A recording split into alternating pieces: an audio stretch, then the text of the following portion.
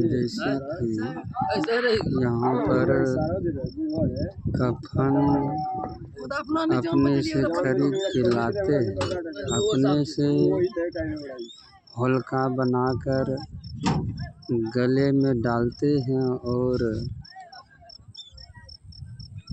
देह में लपेटते हैं। कफन खरीद कर अपने से लाते हैं और अपने से यहाँ पर फाड़ करके लपेटाते हैं और देह पर ओढ़ लेते हैं और होलिका भी बना लेते हैं अपने से पहन ले करके।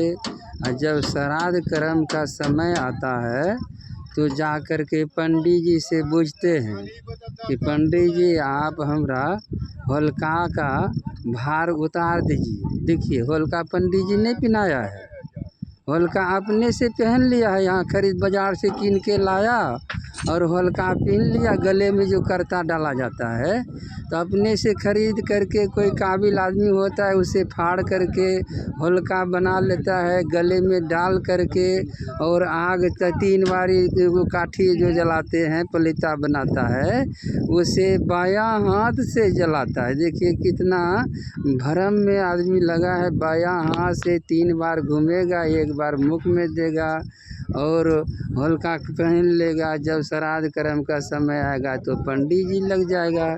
पंडित जी आप थोड़ा हमारा पिता भाई जो भी घर का सदस्य गुजरा है उसे हमें होलिका उतार दीजिए। तो पंडित जी अपना विधान लगाता है। पंडित जी का गलती है कि अपना गलती है। आप जाते हैं पंडित जी लग, पंडित जी खुद अपने आपके नज़दीक नहीं आता है कि हाँ तुम श्राद्ध कर्म करो और हम आपका होलिका उतारेंगे।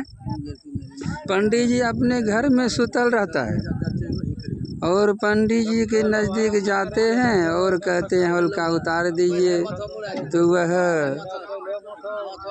जा करके अपना लिस्ट बना देता है और लिस्ट बना करके श्राद्ध कर्म में आकर के नहीं बुलाया जाता है। लोग कहते हैं कि पंडित जी का ही दोषी है, पंडित जी ऐसे भरम में डालता है वैसे डालता है। पंडित जी तो अपने घर में आराम में है, लेकिन पंडित जी को ही नज़दीक जाकर उनको बुलाकर अपना लिस्ट बनवाते हैं। पूरा सामग्री सामान ला करके श्राद्ध कर्म का ऐसे किया जाता है। पंडित जी तो अपना विधान लगेबे करेगा क्योंकि वह उनका कमाई वही नहीं है। सिर्फ श्राद्ध कर्म अगर छूट जाए तो पंडित जी का भोजन क्या नहीं होगा भोजन।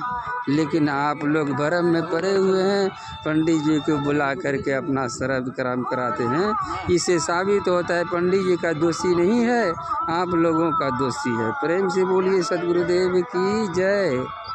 ऐसे तो पंडित जी